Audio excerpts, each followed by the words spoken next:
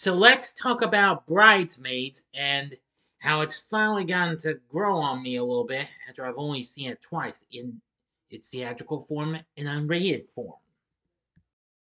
Big D's Entertainment Rankings and Reviews.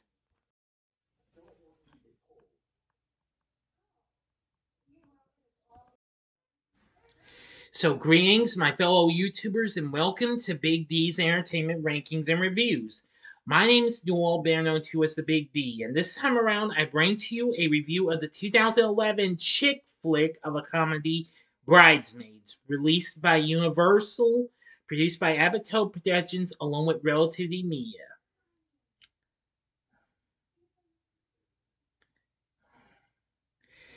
And was written by Ellie Kemper and Kristen Wiig, who plays one of the titular characters, produced by Judd Apatow, Barry Mendel, and Clayton Townsend. The plot centers on the character Annie, who suffers a series of misfortunes after being asked to serve as maid of honor for her best friend Lillian, played by Maya Rudolph. The film also has Rose Byrne, Melissa McCarthy, Ellie Kemper, and Wendi McLendon-Covey as the other titular characters, along with Chris O'Dowd, Rebel Wilson, one of her first films, before Pitch Perfect, Matt Lucas, Michael Hitchcock, John Hamm, Franklin Ajay, and Jill Clayburgh, in her final film performance. What have you. Anyway, this was a big hit and what have you, and became one of the top grossing Apatow production flick to date. Incredible. Now, Kemper and Wiig wrote the screenplay after the latter was cast in Knocked Up, which though I was originally supposed to give this a review of this to y'all a couple days back, I will be giving this to y'all later on this week, I promise. So anyway, I'm getting ahead of myself. Let's get into our story. Annie Walker is a single, underachieving, down on her luck woman in her mid-30s living in Milwaukee. Her bakery failed due to the recession, wiping out her savings and causing her boyfriend to leave her. Having lost her passion, she works a stressful, underpaid job at a jewelry store and shares an apartment with a weird British immigrant, two immigrant siblings, Gil and Bryn. Annie has a casual sexual relationship with a wealthy and self-absorbed Ted who treats her like an object. The only positive presence in her life is her lifelong best friend Lillian, When Lillian becomes engaged to her boyfriend Doug, she asks Annie to be her maid of honor. At the engagement party, Annie meets Lillian's bridesmaids, who happen to be Lillian's long-married and cynical cousin Rita, Lillian's naive newlywed co-worker Becca, Doug's raunchy, foul-mouthed but friendly sister Megan, and the wealthy and snobby Helen, Doug's boss's trophy wife. Annie and Helen are instantly jealous of each other's friendship with Lillian and become increasingly competitive for her attention. However, Helen genuinely puts in the efforts to be friends with Annie despite the latter's hostility towards her. Annie takes the bridal party to a Brazilian steak restaurant before visiting an upscale bridal shop, where Helen uses her influence to gain entry as Annie failed to make a reservation. While trying on gowns, the entire party, except Helen, who chose not to eat, begins hurling up and experiencing uncontrollable diarrhea from food poisoning, with Lillian avoiding her bowels in the middle of the street while wearing a wedding dress. Yikes! Any suggestion for a bachelorette party at Lillian's parents' lake house is overruled in favor of a Las Vegas trip planned by Helen. Unable to afford a first-class ticket and too proud to allow Helen to pay, Annie books a ticket in economy class. Annie accepts a sedative and liquor from Helen to calm her massive fear of flying as she begins to hallucinate, ending in a paranoid outburst leading to her being apprehended by a U.S. Air Marshal. The plane makes an emergency landing and the party takes a bus back home. Annie apologizes, but Lillian decides it's best if Helen takes over playing the bridal shower and wedding. Annie grows close with Nathan Rhodes, an Irish American Wisconsin State Patrol officer who lets her off without a ticket for broken brake lights. Nathan, who had been a customer at Annie's bakery, repeatedly encourages her to open a new bakery. After a romantic night together, Nathan surprises her with baking supplies, but Annie is annoyed and leaves. Annie is fired from the jewelry store for having a profanity-laden argument with a teenage customer and then kicked out by her roommates, forcing her to move in with her mother. She then travels to Helen's home in Chicago for the extravagant bridal shower, which is Parisian themed, an idea of Annie's that Helen had previously rejected. After Helen upstages her heartfelt gift by gifting Lillian a trip to Paris, an enraged Annie throws a tantrum and destroys the outside decor. Angry that Annie has now ruined every event in our wedding, Lillian kicks her out of the shower and the wedding.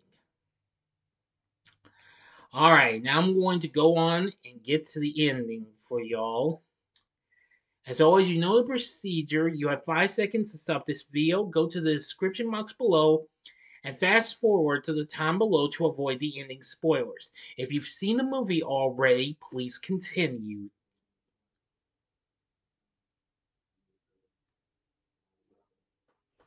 Okay, you've been warned.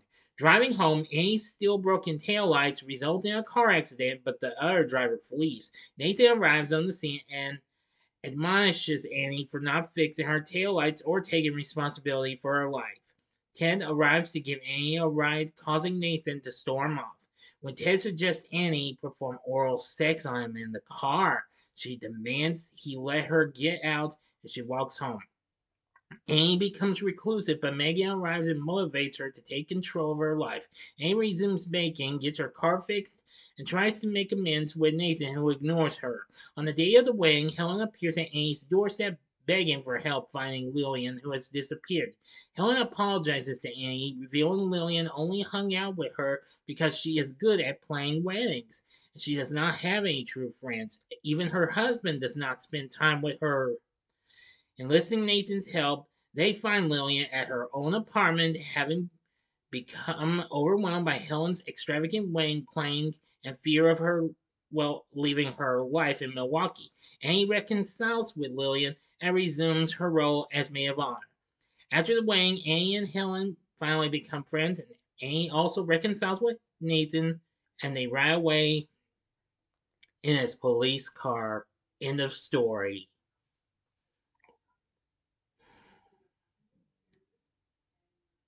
So what did I think of Bridesmaids? Well, after seeing it a second time, but in its unrated form, I gotta say it's really funny. I know mom and my aunt went to see it, but I turned it down and saw the fourth Pirates of the Caribbean instead. Oh well, I know a lot of people weren't too big on the later Pirates of the Caribbean flicks, but let's not try and get into that yet. But anyway, this film came out in May of 2011 and was a big success. Anyway, it got good reviews with praise toward the screenplay and Melissa McCarthy's performance. Rotten Tomatoes currently has a score of 89% on its tomato meter and says a marriage of genuine characters, gross out gags, and pathos. Bridesmaids is a female-driven comedy that refuses to be boxed in as Kristen Wiig emerges as a real star. Yes, I couldn't agree more.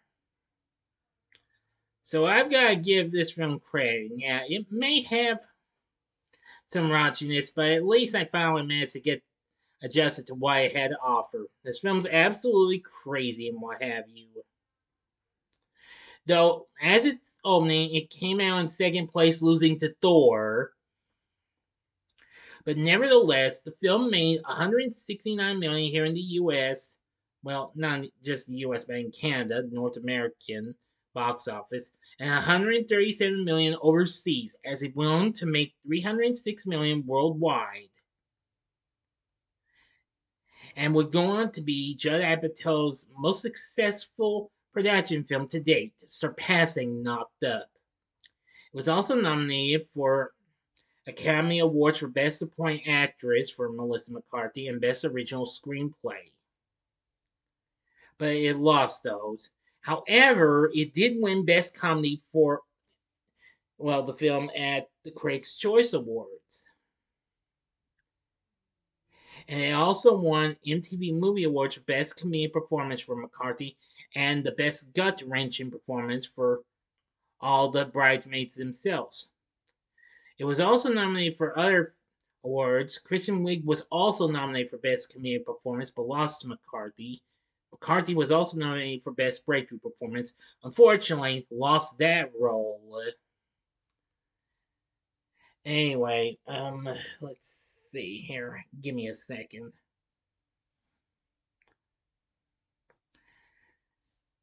Yeah, Bridesmaids was also nominated for Best Movie, unfortunately losing to Breaking Dawn Part 1, from which its sequel was not nominated the following year, which I can't understand why the hell they do that. But that's another story, alright? Enough said.